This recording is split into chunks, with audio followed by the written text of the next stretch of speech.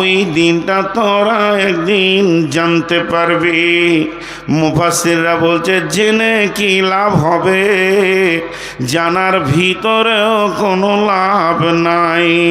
যদি পৃথিবীতে ঘাটতি পড়ে সেটাকে পুরা করার মৌকা পাওয়া যাবে, কিন্তু কিয়ামতের দিন যখন আপনার আমার ঘাটতি পড়ে যাবে, অনুপরিমাণ যদি ঘাটতি পড়ে, মৌকা সেটা পুরা করার জন্যে দ্বিতীয় কোনো মৌকা পাওয়া যাবে না। এর নাম ইয়াউমুল ফাসাল, এর নাম এর নাম মাহশার, আর এর নাম কিয়ামত। আপনাদের হেড মাওলানার সঙ্গে আমি কোনো জিনিসের দাম করছি, ভাই এটা দাম কত? কোরআন শরীফটা লে 200 টাকা দিবেন। কোরআন শরীফটা হাতে নিয়ে নিলাম, পকেটে হাত ভরলাম, 190 টাকা হলো, 10 টাকা নাই। আজ দি আপনি একটু ধৈর্য ধরেন। গাড়িতে গেলাম, টাকাটা এনে দিয়ে দিলাম, আমার ঘাটতি পূরণ করার মৌকা পেলাম, সময় পেলাম। কোনো জিনিস আমি বাড়ি থেকে আনতে ভুলে গেছি, টেলিফোন করে দেব, পৌঁছে যাবে।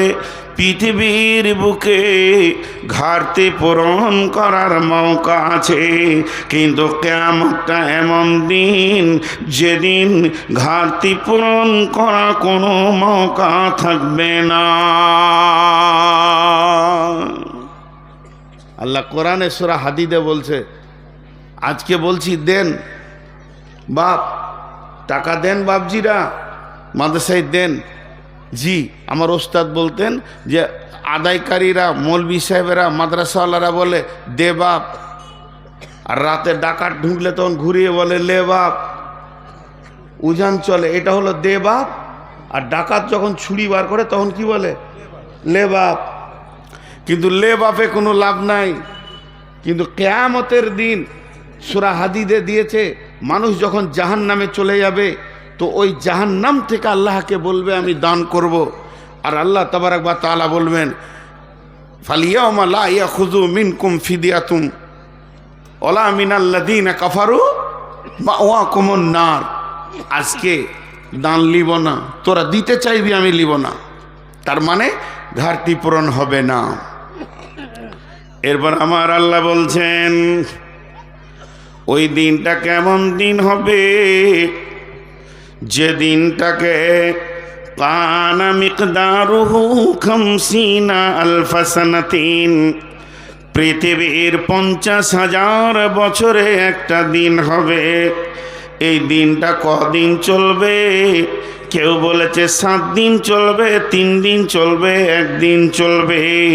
আর এটার বিচারের দিন, এটাকেই বলা হচ্ছে ইয়াউমুল ফাসাল, এটাকেই বলা হচ্ছে কিয়ামত। যে মাইকওয়ালাকে কেউ কন্ট্রোল করবে না, আমি করব। খেছি আমি মাইক, ঝাল নাটক আমি জানি না, বক্স একদম বন্ধ, কমলায় বন্ধ। কারো যদি বুঝতে অসুবিধা হয় আমাকে অভিযোগ করবেন যে আমি শুনতে পেয়েছি না। হ্যাঁ, ঘন ঘন পানি খেয়েছি, খুব সুগার। জি, তো সেই কিয়ামত প্রচুর টেনশনের দিন, প্রচুর টেনশনের দিন। এইরকম টেনশনের দিন আর নাই। এখন আমরা আপোষে একটা আলোচনা করছি, সব থেকে বড় দুর্ঘটনা কি? আমি বলছি এই যে গাইসালের ট্রেন অ্যাক্সিডেন্টটাতে বড় দুর্ঘটনা। আমার মৌলানা ভাই বলছে না ওটা লয়, ওর থেকে যে বিমান দুর্ঘটনাটা হলো নেপালে, এইটা বড় দুর্ঘটনা। তখন সভাপতি বলছে যে না, এইগুলোকে ছাড়িয়ে দেবে। টাইটানিক ডুবলো কয়েক হাজার লোককে নিয়ে, যে যেটাকে মনে করছে সেটাকে বড় করে দেখাচ্ছে যে এটাই বড় দুর্ঘটনা। এগুলো আমার ব্রেন, আপনার ব্রেন, এর থেকে আর কোনো বহর নাই। কিন্তু যে ব্রেনটাকে কোনো তুলনা করা যায় না, সেই ব্রেনটা হচ্ছে আল্লাহর ব্রেন। আল্লাহর ব্রেনে কোনটাকে বড় ঘটনা বলছেন? আল্লাহ বলছেন আম্মা ইয়াতাসাআলুন আনিন নাবাইল আযীম আল্লাযী হুম ফীহি মুখতালিফুন কাল্লা সায়ালামুন সুম্মা কাল্লা সায়ালামুন। নবীজিকে প্রশ্ন করা হতো মাতা হাদাল ওয়াদু ইনকুম তুম সদেকিন, হে নবী তুমি বলো যদি তুমি সত্য নবী হও সেই দিনটা কবে হবে বলো। সেই দিন বলতে কিয়ামত। তা আল্লাহ রসুল উত্তর দিতেন ইন্নামাল ইলমু ইনদাল্লাহ, এ নবী তুমি বলে দাও এর পরিপূর্ণতা জ্ঞান আছে আল্লাহর। ও ইন্নামা আনা নাযিরুম মুবিন, আমি খালি তোমাদেরকে ভয় দেখাতে এসেছি, এর থেকে আর আমার কোনো কাজ নাই। তাহলে ওই দিনের পরিপূর্ণতা জ্ঞান কার আছে? আল্লাহ। তাহলে আল্লাহ বলছেন শোনো আম্মা ইয়াতাসাআলুন, নবী হে তোমাকে কোন জিনিসের ওপরে প্রশ্ন করা হয়, তোমাকে কোন বিষয়ের ওপরে প্রশ্ন করা হয়, তোমাকে কোন সাবজেক্টের ওপরে ওই বেঈমানেরা প্রশ্ন করে। আনিন নাবাইল আযীম, এই ভাষাটা আল্লাহর, ব্রেনটা আল্লাহর, কথাটা আল্লাহর। ও আমার শ্রোতা মণ্ডলী, বাপ ভাইয়েরা, ওরে আমার মা বোনেরা, একটিবার কান করে শুনেলেন। আমার আল্লাহ বলছেন তোরা যত দুর্ঘটনা দেখেছিস, তোদের পূর্বপুরুষরা যত দেখেছে আর কিয়ামত পর্যন্ত যত দেখবি, যদি একটা পাল্লায় রেখে দিস, কিয়ামতের মতো বড় দুর্ঘটনা আর কিছু নাই। প্লেনের দুর্ঘটনা হয়েছে, 300 জন মরেছে আর 3000 জন উদ্ধারের জন্য গেছে। আপনার রাজধানী দুর্ঘটনা হয়েছে, 4000 লোক মরেছে, 6000 লোক তাদেরকে উদ্ধার করতে গেছে। টাইটানিক ডুবেছে, 12,000 লোক মরেছে, তো 12,000 লোক তাদের উদ্ধার কাজে লেগে আছে। কিন্তু সেই দিনটা এমন দিন, লা তাজিরু বিজরা উখরা, কেউ কাউকে দেখবে না রে। এত কঠিন দিন হবে, 100 জনই পেরেশান হবে। এখন যদি একটা বাস দুর্ঘটনা হয়, 150 জন পেরেশান হবে, 1500 লোক সুস্থ অবস্থায় থাকবে এলাকায়। কিন্তু কিয়ামতের দুর্ঘটনাটা এত বড় ভয়ানক, সবাই যেন পেরেশান হয়ে যাবে, কেউ কাউকে দেখবে না। তা আমার আল্লাহ বলছেন কাল্লা সায়ালামুন, নিশ্চয়ই তোরা একদিন জানতে পারবে। সুম্মা কাল্লা সায়ালামুন, হে নবী তুমি বলে দাও ওদেরকে, ওরা আবার যেন জেনে রাখে, সেই দিনটা ওরা একদিন জানতে পারবি।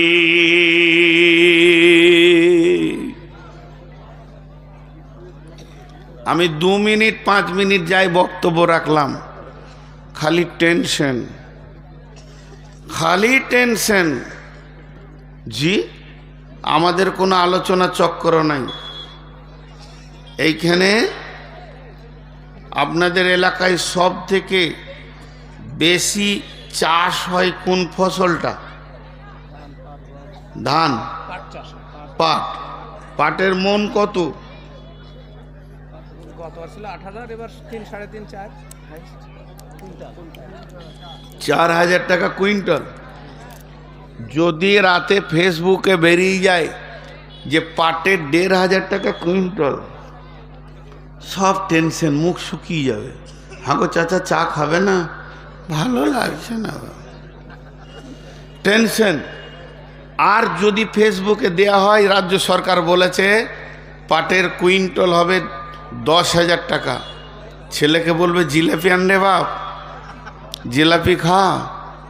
কারণ আনন্দ। পার্থিব লাভ লসে আমাদের দিলে সঙ্গে সঙ্গে জোয়ার ভাটা হয়, কিন্তু আখেরাতটা আমাদের নাই। 0,0,0,0,0 জাহান্নামের খবর সারা রাত দিল টেনশন নেই, আর জান্নাতের খবর সারা রাত দিলেও লোভ নেই। পার্থিব্যতে লোভ আছে, টেনশন আছে। কিন্তু দেখেন রসুলের সাহাবী তারা মসজিদে নববীতে বসে ফিস ফিস করে গল্প করছে। হাদিসটা অনেক লম্বা, আমি গোটা হাদিসটা বলবো না, খালি শুরুর লাইনটায়। ওটা হুযাইফা ইবনে উসাইদিল গিফারি হাদিসটা বর্ণনা করছেন, বুখারী মুসলিমের হাদিস। তো গল্প করছেন, আল্লাহর নবী হুজরা থেকে দেখে নিলেন যে ওরা কি যেন মসজিদে বসে বসে ফিস ফিস ফিস ফিস করছে। মুখ শুকিয়ে গেছে, ঠোঁট শুকিয়ে গেছে, আর চোখ ছলছল হয়ে গেছে, মুখ লাল হয়ে গেছে। একটা মানুষ ভীত সন্ত্রস্ত হলে যে অবস্থা হয়, সকলের ওই অবস্থা। ফাআতলা নবী সাল্লাল্লাহু আলাইহি ওয়াসাল্লাম, বিশ্বনবী এক পা দু পা করে তাদের কাছে গিয়ে পৌঁছালেন। এবার নবীজি বললেন, মা তাযকুরুনা, এ হুযাইফা, ওরে আমার সাহাবীরা, তোমরা কি চিন্তা করছো, কোন বিষয়ে আলোচনা করছো? তো সঙ্গে সঙ্গে তারা জবাব দিল, ক্বালু নাযকুরু সাআতা ইয়া রাসূলুল্লাহ, ও দয়ার নবী গো, আমাদেরকে ভীত সন্ত্রস্ত করে দিয়েছে কিয়ামত। তার মানে কিয়ামতটা তাদের কাছে এত গভীর বিষয়বস্তু ছিল যে কিয়ামতের চিন্তা করতে করতে তারা ভীত সন্ত্রস্ত হয়ে গেছে।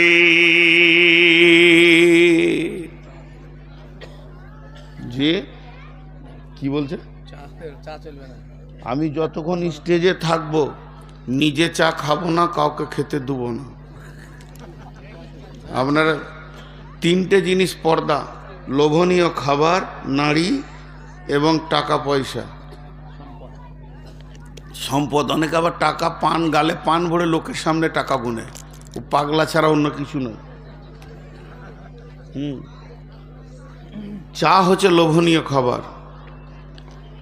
তো এতক্ষণ যাই বকলাম, তার একটাই খালি নিচড় বের হয়ে এলো, কিয়ামত বড় কঠিন, কিয়ামত বড় কঠিন।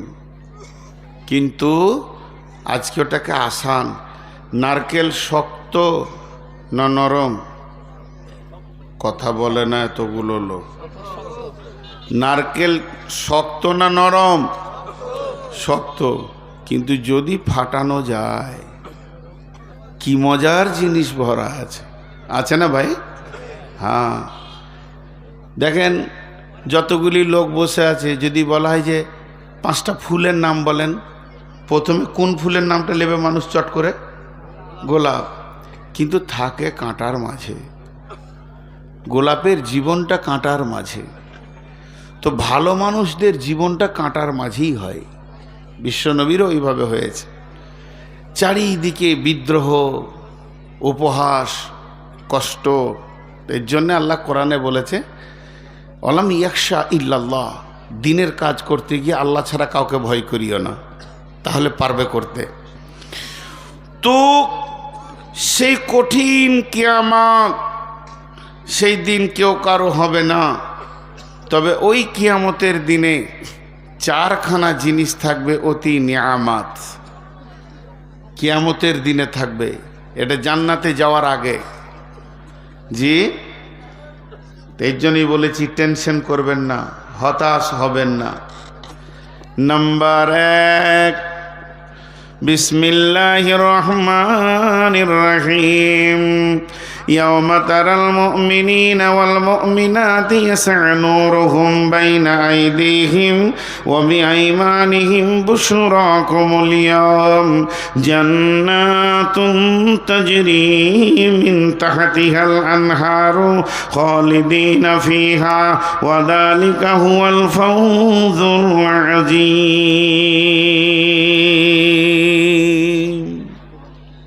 খুব মনোযোগ। কিয়ামতের দিনে টেনশন ফ্রি করতে শুরু করলাম এবার। এতক্ষণ যা দেখালাম ঘেরে ঘুরে পালাতে পারবে না, কিন্তু টেনশন, তার ভিতরেও মজার জিনিস আল্লাহ ভরে রেখেছেন। এত স্বাদ, এত স্বাদ। জি, কিয়ামতের দিনে চারখানা জিনিস আছে। তাছাড়া সেই দিনটা আনন্দের দিন। কে বললে কিয়ামত টেনশনের দিন? কিয়ামত টেনশনের দিন হচ্ছে কাফের, মুশরিক, মুনাফিক, বেঈমানের জন্যে। ইমানদারের জন্য কেন টেনশন হবে? জি, তার মধ্যে 1 নম্বর দিয়ে ধরেছি। প্রথম কিয়ামতের মাঠে প্রয়োজন কি? প্রথম প্রয়োজন কি? প্রথম প্রয়োজন কি? আমাদের একটা কথা আছে, কোনো জিনিসের দাম দর হয়ে গেলে অ্যাডভান্স করে, অগ্রিম। আল্লাহ কিন্তু অ্যাডভান্স। আল্লাহ কোনো সময় পেছনে নেই। প্রত্যেকটি কাজে দেখার উপকরণ, আমার মাথা থেকে পা পর্যন্ত, হাত, পা, চোখ, কান, নাক, দাঁত, জিভ, কলিজা, ফ্যাপসা যাই আছে, যে পার্টসটা দিয়ে দেখি সেটার নাম কি? সবাই কথা বলে না? চোখ। তা দেখবো কোথা দুনিয়াটাকে? তাহলে সূর্য না থাকলে দেখা যাবে? তাহলে আল্লাহ আগে চোখ দিয়েছে না আগে সূর্য দিয়েছে? বলেন। আগে চোখ হলো, আমরা আল্লাহকে দরখাস্ত দিলাম যে দেখতে পেয়েছি না, সূর্য দাও। জি না, রব্বুল আলামিন অ্যাডভান্স। উনি জানেন আমার গোলামেরা দেখবে, এর জন্য উনি আঁধার পৃথিবীতে ও আগতাশা লাইলাহা ও আখরাদা দুহাহা ওয়াল্লাইলি ইযা ইয়াগশা আল্লাহ তাবারাক ওয়া তাআলা গোটা পৃথিবীটাকে কালো চাদর দিয়ে ঢেকে দিলেন, আঁধার। তার ভিতরে আলোকে টেনে বের করে আমাদের দেখার ব্যবস্থা করে দিলেন। তেমনি যখন কিয়ামত হবে, সূর্য ভেঙে যাবে, চন্দ্র ভেঙে যাবে, তারা থাকবে না, বিদ্যুৎ প্রকল্প থাকবে না, জেনারেটর থাকবে না, জোনাকি পোকা থাকবে না, দেশলাই থাকবে না, মোমবাতি থাকবে না। এক কথায় যেসব বস্তু দিয়ে দেখা যায় এগুলো কিছুই থাকবে না। তাহলে দেখব কি করে? তো কিয়ামতে যখন দ্বিতীয় সুর ফুঁকা হবে, 40 বছর মানুষ প্রথম সুর ফুঁকে দিলে মাটি চাপা পড়ে যাবে। পৃথিবীর বুকে গাছপালা, ঘর বাড়ি, নদী নালা, পশু পাখি, চন্দ্র সূর্য তারকা, ভৌমাগারকে আপনার বিজ্ঞানে আপনার সৌরজগৎ থেকে নিয়ে ভৌত জগৎ পর্যন্ত কোনো কিছু থাকবে না। মানুষ থাকবে না, প্রাণী থাকবে না, সব মাটি চাপা পড়ে গিয়ে পৃথিবীটা জিরো অবস্থায় থাকবে 40 বছর। 40 বছর পর সুম্মা নুফিখা ফীহি উখরা, দ্বিতীয় সুর যখন ফোঁকা হবে তখন মানুষ উঠবে এবং দেখবে কিয়ামুন ইয়ানজুরুন, তারা উঠে দাঁড়িয়ে দেখতে শুরু করবে। কি দেখবে? সেদিন প্রথম যেটা প্রয়োজন সেটা হলো আলো। ওরে আমার মা, ও আমার বেটি, সেই দিনে প্রথম প্রয়োজনটা হচ্ছে আলো। আল্লাহ তাবারাক ওয়া তাআলা আলো দেবেন কি করে? ও আশরাকাতিল আরদু বিনূরি রাব্বিহা ওয়া উজিয়াল কিতাবু ওয়া জিআ বিন নাবিয়িন। সেদিন আল্লাহর নূরে আলোকিত হবে কিয়ামতের ময়দান। আর এটা সীমাবদ্ধ থাকবে একই জায়গাতে। যেমন জিনেরা একজনকে দেখা দেয় আর একজনকে দেয় না, একই জায়গায় 2 বন্ধু আছে, একজন দেখতে পেয়েছে একজন পেয়েছে না, ওই নোটটা একজন পাবে আর একজন পাবে না। যারা ইমানদার হবে তারা পাবে। আল্লাহ সূরা হাদীদে বলছেন, ইয়াউমা তারাল মুমিনিনা ওয়াল মুমিনাতি ইয়াসআ নূরুহুম বাইনা আইদিহিম ওয়া বিআইমানিহিম বুশরাকুমুল ইয়াওম। সেদিন তাদের নুজুর মানে উজুর অংশগুলো নূরে ঝকমক করবে। তাদের সামনে দিক প্রজ্বলিত হবে, ডান দিক প্রজ্বলিত হবে। আর সে আলো দেখে তারা হাসরের ময়দানে থেকে জান্নাতের দিকে ফুলসেরাতে হাঁটতে শুরু করবে। অতএব কিয়ামতের মাঠে প্রথম আল্লাহর দেওয়া নিয়ামত যেটা, সেটা আল্লাহর নূরের তাজাল্লি।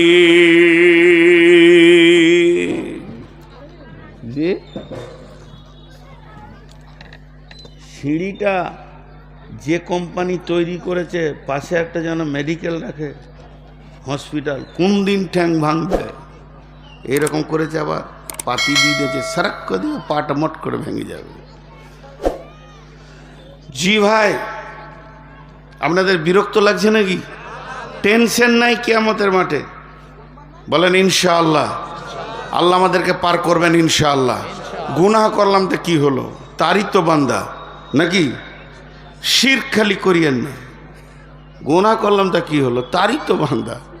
সে পার করবেন না তো কে করে? জান্নাত কি গরু ছাগলে লেগে করেছে নাকি? জান্নাত তো আমাদেরই। অতএব টেনশন করবেন না, আজকে টেনশন মুক্ত বায়ান চলবে। তো সেই নূর উজু, জি, হজরতে আবু হুরাইরা আর হজরতে উমার দুজন কেমন? দাঁতের পাশে জিভ যেমন, একজন খুব কড়া একজন খুব নরম, বুঝতে পেরেছেন? দাঁতের পাশে জিভ যেমন, আবু হুরাইরা আর উমার ওই রকম। আবু হুরাইরা উজু করছে, এই পর্যন্ত কোরআনে আছে ওয়াইদিয়াকুম ইলাল মারাফিক, মারাফিক এই পর্যন্ত, এই কোন এই পর্যন্ত। তো আবু হুরাইরা এরকম টানছে, এইগুলোতে লাগাইছে। জি, কোনো কথা বলায় নাই। উমার এখানে ধরেছে, ওই কোরআন বেশি বুঝিস কিন্তু নরম, বলছে ছাড় ভাই, ছাড়, তুই উজু কতটা পানি টানছিস। ওই ঘাড় ধরেই নিয়ে যেছে রসুলের কাছে, হাত ধরে লয়। রসুল বলছে আরে ওর ঘাটটা ছাড়ো। বলছি দারুণ বেয়াদব, কোরআনের বাইরেও বেশি বুঝে নাকি? ইয়া রাসূলুল্লাহ উজু কতটা? ইয়া আইয়ুহাল্লাযীনা আমানু ইযা কুমতুম ইলাস সলাতি ফাগসিলু উজুহাকুম ওয়া আইদিয়াকুম ইলাল মারাফিক। আবু হুরায়রা কতটা তুমি ধুছিলে? উমার বলছে এই পর্যন্ত টানছি। ঘাটটা ছাড়, ঘাটটা ছাড়। ইন্নামাল আমালু বিন্নিয়াত। কোরআন কি বলেছে? এই পর্যন্ত ও টানছে কেনে? তাহলে কোরআনের বাইরে চলে গেছে না। নবীজি বলেন আবু হুরাইরা তুমি তোমার নিয়তটা বলো। আবু হুরাইরা নরম মানুষ, ধীরে ধীরে বলছেন ইয়া রাসূলুল্লাহ, ইয়া হাবিবাল্লাহ, আল্লাহর কালাম পাকের ওপরে আমার 100-তে 100 বিশ্বাস আছে। উজুর জায়গায় পর্যন্ত আমার উজুর নিয়ত মারাফিক পর্যন্ত থাকে। তবে আপনি বলেছেন উজুর পানি যত দূর যাবে নূরে ঝকমক করবে। এর জন্য আমি পানিটা একটু বেশি করে লাগাইছি, যাতে করে কিয়ামতের মাঠে আমার এগুলো যেন ঝকমক করে। নবীজি বলেন উমার রে, হলো ও তো উজুর নিয়তে বলছে না, বরং ওটা নূরে যেন ঝকমক করে। ও মুমিন মুসলমান, যারা সলাত আদায় করেছে 5 ওয়াক্ত, কোনো কারণে যদি সলাত মাফ হয়ে যেত, কাজের চাপ আছে, চাষের চাপ আছে, ব্যবসা বাণিজ্যের চাপ আছে, খরিদ্দারের চাপ আছে, এই কারণে যদি সলাত মাফ হয়ে যেত বন্ধুরে, কারবালার ময়দানে ইমাম হোসেনের মাফ হয়ে যেত। কঠিন দিনেও ইমাম হোসেনের সলাতের মাফ ছিল না। অতএব যারা উজু করেছে উজুর অংশগুলো নূরে ঝকমক করবে। এবার বেঈমানদের নেগেটিভটা শুনেলেন, ইয়াউমা ইয়াকুলুল মুনাফিকুনা ওয়াল মুনাফিকাতু লিল্লাযীনা আমানু জুরনা নাকতাবিস মিন নূরিক কিলা ইরজিউ ওয়ারাআকুম ফালতামিসু নূরা ফাজুরিবা বাইনাহুম বিসুরিল লাহু বাবুন বাতিনুহু ফীহি রাহমাতুন ওয়া জাহিরুহু মিন কিবালিহিল আযাব। সেই দিনে যারা বেঈমান হবে, ঈমান আনেনি, নামাজ পড়েনি, যারা আল্লাহকে মানেনি, রসুলকে মানেনি, ওই মুনাফিকের দলেরা অন্ধকারে ঘুরঘুর করবে, তারা আলো পাবে না, টেনশন করবে পুলিশের হাতে কেমন করে পার হব। তখন তারা যারা নূর পেয়েছে তাদের কাছে গিয়ে বলবে তোমাদের নূরে আমাদেরকে শামিল করে না।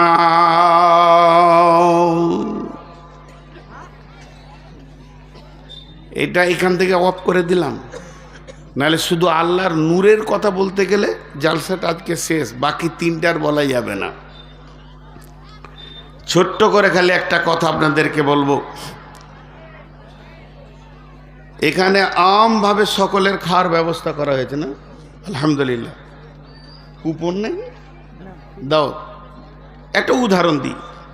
বেশিরভাগ মুর্শিদাবাদ মালদাতে আছে 50 টাকার টিকিট, 100 টাকার টিকিট, ওটা মাদ্রাসারই কাজে লাগাই ওরা, এবং শ্রোতারাও ওইটা আনন্দিত। খাবারটা যা দেয় 50 টাকার, কিন্তু 150 টাকার টিকিট, মানে এটা আনন্দিত যে টাকাটা মাদ্রাসাতেই ঢুকে যায়, বড় ধরনের একটা আসে। তো আপনি এখানে ঢুকছেন ওই গেটে, তখনই হেড মৌলানা আপনার হাতে টিকিট দিয়ে দিয়েছে। খাওয়ারের ঘোষণাটা বাকি আছে, এখন রাত 10টার পর হবে। টিকিটটা পেয়েছেন সন্ধ্যে 6টায়, আর খাওয়ারের ঘোষণা কখন হবে? রাত 10টায়। তার মানে ওকে বুঝিয়ে নিতে হবে যে আমার এক থালা আছি। যে টিকিট পেয়েছে সে কি বুঝিয়ে নিল যে আমার এক প্লেট আছি? এ কথাটা বুঝতে অসুবিধা হচ্ছে আপনাদের? ঘোষণা বাদ থাক। এবার আর একটা আয়াত বলছি, দেখেন। বিসমিল্লাহির রহমানির রহিম। ইয়াওমা তাবিয়াজ্জু উজুহু ওয়া তাসওয়াদ্দু উজুহু ফাআম্মাল্লাযীনা সুওয়াদ্দাত উজুহুহুম আকাফারতুম বা'দা ঈমানিকুম ফাযুকুল আযাবা বিমা কুনতুম তাকফুরুন ওয়া আম্মাল্লাযীনা বিয়াজ্জাত উজুহুহুম ফাফি রাহমাতিল্লাহি হুম ফিহা খালিদুন। ও আমার মায়ের দল, বেটির দল, হে আমার বন্ধু, আয়াতটা অনেক লম্বা, অনেক চওড়া। একটা উদাহরণেই আয়াতটা আমি ঢুকিয়ে দিলাম। যখন মানুষ কিয়ামতের মাঠে দল দল উঠবে, যার হাতে নূর লেগে যাবে তাকে বুঝে নিতে হবে হিসাব যখনই শুরু হোক না কেন আমি জান্নাত পেয়ে গেছি। কোরআন বলছে ফাফি রাহমাতিল্লাহি হুম ফিহা খালিদুন, তুমি আল্লাহর রহমতের গণ্ডিতে আওতায় চলে এসেছো। আর যে লোক ওই নূরটা পেল না, আলোটা পেল না, হিসাব কতক্ষণ পর শুরু হবে সেটা দেখার দরকার নাই। তুমি বুঝে নাও তোমার জান্নাত যাওয়া গেল না। জি, ক্লিয়ার হয়ে গেল। কিয়ামতের মাঠে উঠার সঙ্গে সঙ্গে ওকে বুঝে নিতে হবে যে আমি জান্নাতি না আমি জাহান্নামী। আর হিসাব নিয়ে বসতে গেলে হবে না। আচ্ছা, আমার কতক্ষণ? 3 ঘন্টা না, আমি কি পাপ করেছি নাকি, না গত বছরকার শাস্তিটা লিখছেন? জি। সোনার ক টাকা কেজি বাপ? আলুর সঙ্গে হবে? তো কথাটা একটা বোঝার চেষ্টা করেন। এটা একটা হয়ে গেল। তাহলে কিয়ামতের মাঠে একটা নিয়ামত আল্লাহর দেওয়া রয়েছে, সেটা কি? নূর। সেটা কি? যা, এতগুলো লোক মুখ খুলে না। সেটা কি? আল্লাহ আমাদের সকলকে তার নূর দান করুন, আমিন। নাম্বার 2, ইন্না আ'তাইনাকাল কাউসার ফাসাল্লি লিরাব্বিকা ওয়ানহার ইন্না শানিয়াকা হুয়াল আবতার। সেটা হলো হাউজে কাউসার। হাউজে কাউসার কেমন? হাউজে কাউসার গোল নয়, আবার ডিমের আকৃতিও নয়, চৌকান না চৌবাচ্চা। যত দূর আপনার নজর যাবে কিনারা থেকে কিনারা দেখতে পাবেন না। শুধু তাই নয়, গোটা হাউসটা সিকিউরিটি দিয়ে ঘেরা আছে, কেউ যেতে পারবে না। একটা গেটই কাউন্টিং হবে। এইটা হলো আল্লাহর হজে কাউসার, আল্লাহর হজে কাউসারের মালিকানা আল্লাহর। আল্লাহ আতা করেছেন ইন্না আতাইনাকাল কাউসার। আতা করেছেন কাকে? নবী মুহাম্মদ রাসূলুল্লাহ সাল্লাল্লাহু আলাইহি ওয়াসাল্লামকে। এটা হাদিয়া দিয়েছেন, তোহফা দিয়েছেন সেই দিনে কাউন্টিং করবেন কে, খাবেন কে, পেয়ালা তুলে দেবেন কে? তিনি হলেন আখিরি পয়গম্বর। জোরে বলেন, নবী মুহাম্মদুর রাসূলুল্লাহ সাল্লাল্লাহু আলাইহি ওয়াসাল্লাম। এরপরে পানি পান করতে যাবে কি? তার উম্মতেরা যাবে, নূর মোহাম্মদ যাবে, আব্দুল্লাহ যাবে, আতাউল্লাহ যাবে, আব্দুল সত্তার, আব্দুল গাফফার, মিজানুর রহমান, সফিউর রহমান যাবে। কিন্তু হাদিসের মধ্যে আছে, মুসলিম শরীফের হাদিস, আল্লাহর নবী বলবেন, সোহকান সোহকান লিমান গাইয়ারা মিন দীনি, সোহকান সোহকান লিমান বান্দানা মিন দীনি। নবীজির 63 বছর জীবনে কারো বুকে ধাক্কা দিয়ে কোনো দিন কাউকে অপমান করে সরাননি। এমনকি বেঈমান কাফের ইহুদি নাসারা পর্যন্ত রসুলের দরবারে এসে সম্মান পেয়েছেন, তাদের মেহমানদারি করিয়েছেন। ওই নবী সেদিন মন বেজার করে উঁচু কণ্ঠে বলবে, দূর হয়ে যা, দূর হয়ে যা, তুই আমার সামনে দাঁড়াবি না, তোর সাথে আমার কোনো সম্পর্ক নাই। একটা উম্মত আর নবী যে সম্পর্ক হতে হয়, নবী উম্মত, উম্মত নবী, এমন সম্পর্ক তোর সাথে আমার নাই। তুই আমাকে পরিবর্তন করেছিস, আমার দিনকে পরিবর্তন করেছিস। এক কথায় আমার রসুল যে আইনগুলো বানিয়েছেন দিনের, আমার নামাজে কোথা হাত থাকবে, কতটা রফায়দান হবে, কতটা হবে না, কিভাবে আমি সালাত আদায় করব, কিভাবে রোজা আদায় করব, কিভাবে আমি পেশাবে যাব, পায়খানায় যাব, বিছানায় যাব, বিবির কাছে যাব, কিভাবে আমি খাওয়ার থালাতে যাব, কিভাবে আমি ঘুমাবো, এগুলো যে রুলসগুলো বানিয়েছে, আমার আপনার কাছে একটা রসুলের ফলো নাই। যখন ফলো থাকবে না, আমার চেহারাতে যখন রসুলকে পাওয়া যাবে না, তখন বিশ্ব নবী বলবে, তুই আর আমি, আমি আর তুই কে বহুত দূরের পার্থক্য রয়েছে, বিধায় তোকে আমি এক চুল্লো পানি দিতে পারি না। আর যার ভিতরে সুন্নতে রসুল থাকবে, আমার নবী আদর করে মেহমানদারির পেয়ালা তুলে দেবেন।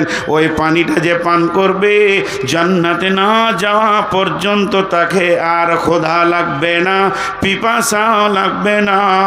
এর জন্যে কিয়ামতের মাঠে 2 নম্বরের সান্ত্বনাদায়ক জিনিস রয়েছেন, সেটা হলো হাউজে কাউসার।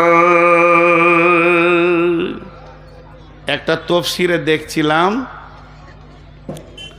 যে হাউজে কাউসারটা জমজমের কূপ থেকে তৈরি হবে। এখন যেটা জমজমের কূপ, এটাই পরিণত হবে হাউজে কাউসারে। একটা তফসিরে দিয়েছে, তবে এটা রসুলের হাদিস নয়। তো হাউজে কাউসার খুব, এটা হলো দ্বিতীয় নিয়ামত। রমজান আসছে না? নেই? সামনে রমজান আসছে না? আসছে না? কে কে রোজা রাখবো না? এতগুলা বেরোজগার বসে আছে। রোজাদারের 2টি খুশি, একটি খুশি ইফতারে, অপরটি হয় আল্লাহর দিদার রোজ হাসরের প্রান্তরে। ইসলামেরই সওদা নিয়ে আসছে ধারায় রমজান, ভোরের আগে নিয়ত বান্ধ, ভুল করো না মুসলমান। রমজানেরই 30 রোজা মাপ হবে তোর গুনার বোঝা, মাসুম শিশুর মতো আল্লাহ জীবন তোমায় করবে দান। ভোরের আগে নিয়ত বান্ধ ভুল করো না মুসলমান। এই মাসেতে একটি রাত্রি সবে কদর নামটি যার, হাজার মাসের সেরা সেরাত ঘুচাই পাপীর দুঃখ ভার। এই রাতেরই উপাসনা আল্লাহর প্রিয় নজরানা। এই রাতেতেই নাজিল হল নবীর ওপর পাক কোরআন। ভোরের আগে নিয়ত বান্ধ ভুল করো না মুসলমান। বেহেশতেরি 8 দরজা, রাইয়ান নামে একটি দ্বার। সেই দ্বারেতে ঢুকবে কেবল যারাই আল্লাহর রোজাদার।